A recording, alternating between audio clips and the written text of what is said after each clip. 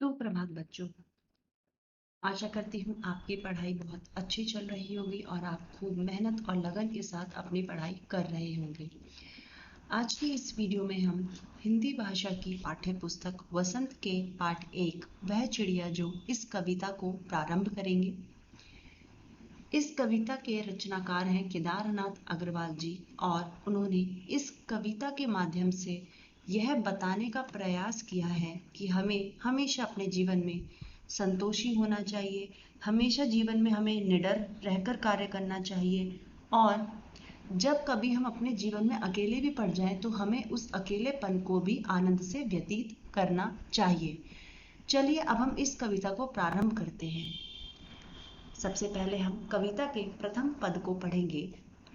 वह चिड़िया जो चोंच मारकर दूध भरे जुंडी के दाने रुचि से रस से खा लेती है, वह छोटी संतोषी चिड़िया, नीले पंखों वाली मैं हूँ, मुझे अन्न से बहुत प्यार है।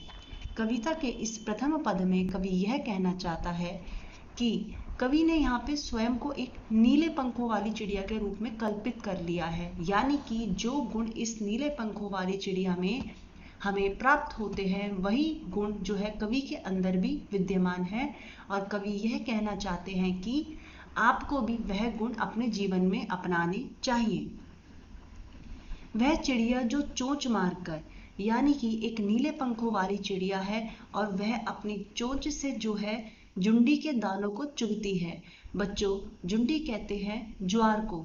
जैसे कि आपको इस चित्र में दिख रहा है, ज्वार के ये दाने थोड़े सफेद रंग के दिख रहे हैं। इनमें एक सफेद पदार्थ होता है जो चिड़िया को ऐसा लगता है जैसे मानो उसमें दूध भरा है। इस वजह से चिड़िया को ये ज्वार के दाने खाना पसंद है, इन्हें चुगना पसंद है और चिड़िया बहुत ज़्यादा रुचि से और रस से इनको खाती है। वह छोटी संतोषी चिड़िया, वह चिड़िया जो है बहुत छोटी है लेकिन वो संतुष्ट भी है, यानी कि प्रकृति जो उसे अन्न में खाने को दे रही है वह उसका तिरस्कार नहीं कर रही है, निरादर नहीं कर रही है और वह अपने खाने से संतुष्ट है। इसी प्रकार कभी भी जो है जो भी उसको खाने के लिए मिलता है वह उससे संतुष्ट रहता है, वह कभी भी अन्न का निरादर नहीं करते हैं और यही शिक्षा आपको अपने जीवन में अपनानी चाहिए कि आप कभी भी अन्न का निरादर नहीं करें, उसका हमेशा सम्मान करें। वह नीले पंखों वाली मैं हूँ, मुझे अन्न से बहुत प्यार है, यानी कि जैसे ये चिड़िया दूध भरे ज्वार के दानों को खाना पसंद करती है और वह उन दानों को खाने में बहुत ज़्यादा संतुष्ट है, वैसे ही यह कभी भी जो भी इन्हें खाने में चीज़ें प्राप्त होती हैं वह उससे बहुत संतुष्ट है, यानी कि कभी अपने अन्न का कभी भी तिरस्कार नहीं करते और हमेशा अन्न के महत्व को समझते हैं और उसे स्वीकार करते हैं। वैसे ही आपको अपने जीवन में अन्न के महत्व को समझना चाहिए और जो भी प्रकृति आपको खाने को प्रदान करती है, खाने के लिए प्रदान करती है, उसका कभी भी आपको तिरस्कार नहीं करना चाहिए।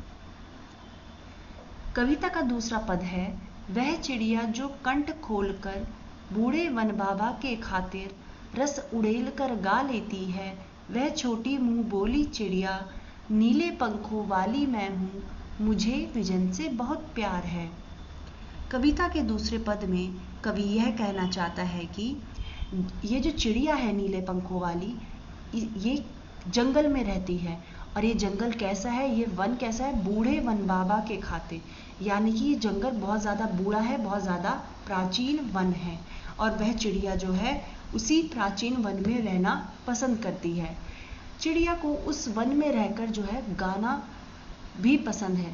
वो कंठ खोलकर यानी कि अपने गले से जो है गाना गाती है और मधुर आवाज़ में जो है वह गाना गाती है, जो वन बाबा को बहुत ज़्यादा पसंद आता है। वन बाबा का यहाँ पे अर्थ यह है कि चिड़िया उस प्राचीन वन में इतने लंबे टाइम से रह रही है कि उसका और वन का एक जो है संबंध बन गया है, वह संबंध है दादाजी का, यानी कि चिड़िया ने उस बूढ़े वन को अपना दादा स्वीकार कर लिया है। वह छोटी मुंह बोली चिड़िया, यानी कि वह चिड़िया जो है बहुत छोटी है और मुंह बोली चिड़िया है।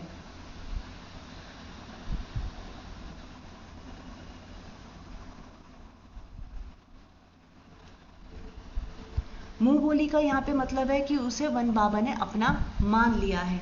जैसे हम कहते हैं ना, मेरा मुंह बोला भाई है, मुंह बोली बहन है, यानी कि हमारा उनसे वास्तविक कोई संबंध नहीं होता,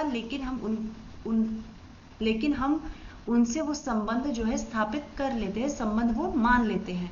इसी प्रकार वो चिड़िया जो है उस प्राचीन वन में इतने लंबे टाइम से रह रही थी, तो इस वजह से चिड़िया का और वन का एक संबंध बन गया था।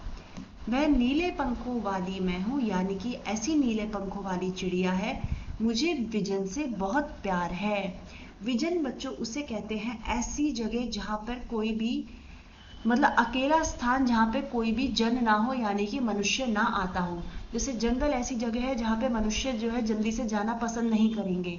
इस वजह से चिड़िया को जो है अकेले रहना पसंद था। वह अकेलेपन को भी आनंद से व्यतीत करती थी और अकेले रहकर उस वन बाबा के लिए वो क्या करती थी, मधुर और सुरीले संगीत गाती थी या मधुर और सुरीले गीत गाती थी, और यह जो है वन बाबा को सुनने पसंद थे। उसी प्रकार कवि को भी अकेले रहना पसंद है। अगर कभी वो जीवन में अकेले हो भी जाते हैं तो उनको वह उस समय को जो है आनंद से व्यतीत करना जानते हैं। बच्चों, यदि कभी आप अपने जीवन में अकेले रह जाएं या अकेले पड़ जाएं तो आप कभी भी निराश मत होना, आपको उस समय को भी अच्छे से व्यतीत करना आना चाहिए। कविता के तीसरे और अंतिम पद में, वह चिड़िया जो चोंच मारकर चढ़ी नदी का दिल टटोलकर जल का मोती ले जाती है, वह छोटी गर्बीली चिड़िया नीले पंखों वाली मैं हूँ, मुझे नदी से बहुत प्यार है। बच्चों, कविता के तीसरे और अंतिम पद में कवि यह कहना चाहते हैं कि यह चिड़िया जो है अत्यधिक साहसी है और इस साहसपूर्ण कार्य के कारण इसको अपने ऊपर गर्व भी होता है। अब ऐसा क्या साहसपूर्ण कार्य करती है ये क्या करती है, चढ़ी नदी का, यानी कि ऐसी नदी जिसमें बहुत ज्यादा मात्रा में जल प्राप्त होता है, उस नदी का दिल टटोल लेती है। दिल टटोलने का अर्थ है उस नदी की गहराई में चली जाती है और गहराई में जाकर अपनी चोंच से जल का मोती ले जाती है, यानी कि मोती के रूप में जो जल की बूंदें हैं अपनी चोंच में भरती है और अपनी प्यास बुझाती है। इस साहसपूर्ण कार्य के लिए चिड़िया को अपने ऊपर गर्व होता है, क्योंकि ऐसी नदी में डुबकी लगाना जिसमें पानी की मात्रा बहुत अधिक है, इस छोटी सी चिड़िया के लिए यह बहुत ज्यादा साहसपूर्ण कार्य है। और वह नीले पंखों वाली मैं हूँ, मुझे नदी से बहुत प्यार है। कवि ये कहता है कि इस चिड़िया को जो है नदी से बहुत प्यार है, क्योंकि ये जो नदी है, इस नदी की जो बूंदें हैं वह इस चिड़िया की प्यास बुझाती है। इसी वजह से चिड़िया जो है इस नदी से प्यार करती है। वैसे ही कवि जो है उस नदी से प्यार करता है जो उसकी प्यास बुझाती है।